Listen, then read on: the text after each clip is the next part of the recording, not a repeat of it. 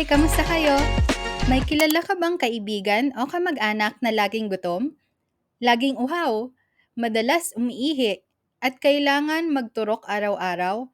Malungkot mang isipin, ang taong iyan ay maaaring may sakit na tinatawag na diabetes mellitus. Kaya sa episode natin ngayong araw, tara alamin natin ang higit pa tungkol sa kondisyong ito at sagutin ang isang mahalagang tanong. Ano ang sanhi ng diabetes? Ang diabetes na kilala rin bilang diabetes mellitus ay isang sakit na nangyayari kapag ang iyong blood glucose, isang asukal na pangunahing pinagkukunan ng enerhiya ng katawan, ay masyadong mataas. Pero bago tayo maghukay ng mas malalim sa paksa ng diabetes, kailangan muna nating malaman ang tungkol sa isang organ ng katawan na tinatawag na pancreas. Ito ay matatagpuan sa likod mismo ng iyong tiyan at may mahalagang papel sa pag-convert ng pagkain na ating kinakain sa enerhiya para sa mga cells ng katawan at tumutulong sa proseso ng pagtunaw. Hindi lang yon, may isa pang mahalagang gawain ang pancreas at iyon ay ang pag-regulate ng dami ng asukal sa iyong dugo sa tulong ng mga hormones na tinatawag na insulin at glucagon. Ang mga ito ay ginagawa sa isang espesyal na cells na may magarang pangalan, ang islets of Langerhans. Kapag kumakain ka ng mabigat na pagkain, ang pagkain ay kino-convert sa glucose at pumapasok sa iyong dugo upang maitransport sa iyong mga cells sa buong katawan.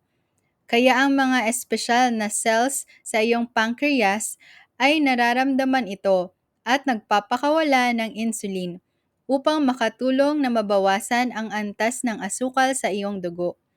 Ginagawa ito sa pamamagitan ng pag-activate ng isang sistema na nagtatransport ng sobrang glucose mula sa iyong dugo patungo sa iyong mga cells, kung saan ito ginagamit bilang enerhiya o iniimbak para sa kalaunan.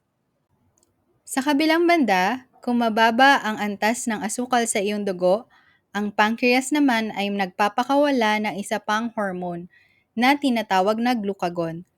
Ito ay tumutulong sa mga cells at liver na ilabas ang nakaimbak na asukal pabalik sa dugo. At ito ang eksaktong paraan kung paano ang mahabang flat gland na ito sa iyong tiyan ay tumutulong sa iyo na mapanatili ang antas ng asukal sa iyong katawan. Ngunit sa ilang mga kaso, ang pancreas ay hindi gumagana ng maayos at hindi nakakagawa ng sapat na insulin na nagdudulot ng kondisyon na tinatawag nating diabetes. Sa diabetes, mayroong kakulangan ng insulin. Ang glucose ay nananatili sa dugo at nagbubuo. Ito ay nagreresulta ng pagtigas ng mga daluyan ng dugo na maaaring magdulot ng maraming issue tulad ng stroke, atake sa puso, o ang pinakamalala sa lahat, kidney failure. Kaya't mahalagang magpakalat ng kaalaman tungkol sa diabetes na may iba't ibang anyo tulad ng type 1, type 2, at gestational diabetes. Sa type 1 diabetes, ang iyong katawan ay hindi gumagawa ng insulin. Dahil ang iyong immune system ay inaatake at sinisira ang mga cells sa iyong pancreas na gumagawa nito. Kadalasan ito ay nagsisimula sa kabataan pa lamang. Ang mga sanhi nito ay maaaring genetic o environmental factors tulad ng viral infection na nagtitrigger ng autoimmune response.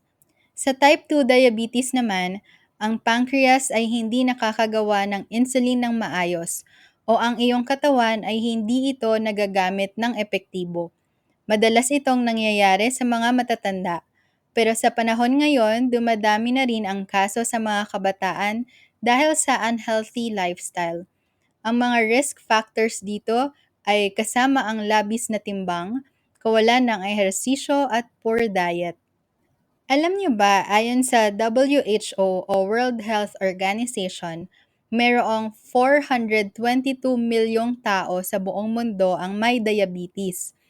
Oo, ang diabetes ay nakakaapekto sa isa sa 4 na tao na higit sa edad na 65, kung saan mga 90 hanggang 95% ng mga kaso sa mga matatanda ay type 2 diabetes.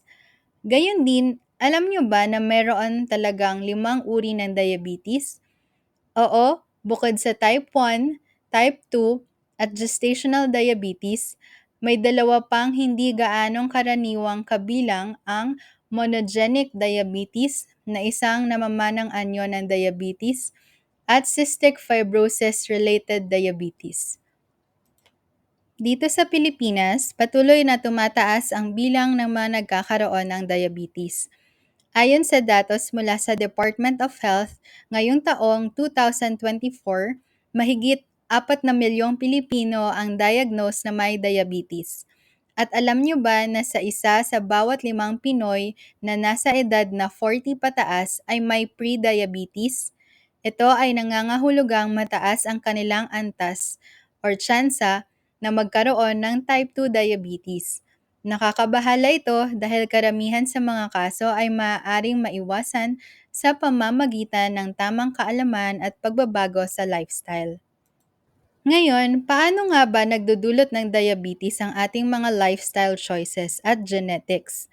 Ang labis na pagkain ng matatamis at matataas sa taba ay nagdudulot ng pagtaas ng blood sugar levels na hindi kayang i-regulate ng katawan sa paglipas ng panahon. Ang kawalan ng ehersisyo naman ay nagreresulta sa labis na timbang na nagpapataas ng insulin resistance. At kung may family history ka ng diabetes, mas mataas ang iyong tsansa na magkaroon nito. Isa pang dahilan ay ang stress. Ang chronic stress ay nagdudulot ng hormonal imbalances na maaaring magpataas ng blood sugar levels. Ang mga Pilipino ay madalas na nakakaranas ng stress dahil sa trabaho, traffic, at iba pang daily challenges. Kaya mahalaga ang stress management techniques na aking tinuro sa mga previous episodes. Just click the link below. At syempre, huwag kalimutan ang mga environmental factors. Ang exposure sa toxins at pollutants ay maaari ring magdulot ng insulin resistance at iba pang metabolic issues na nagdudulot ng diabetes. Kaya't maging mapanuri sa ating kapaligiran at iwasan ang mga posibleng harmful substances. Hanggang sa susunod nating kwentuhan. Bye-bye!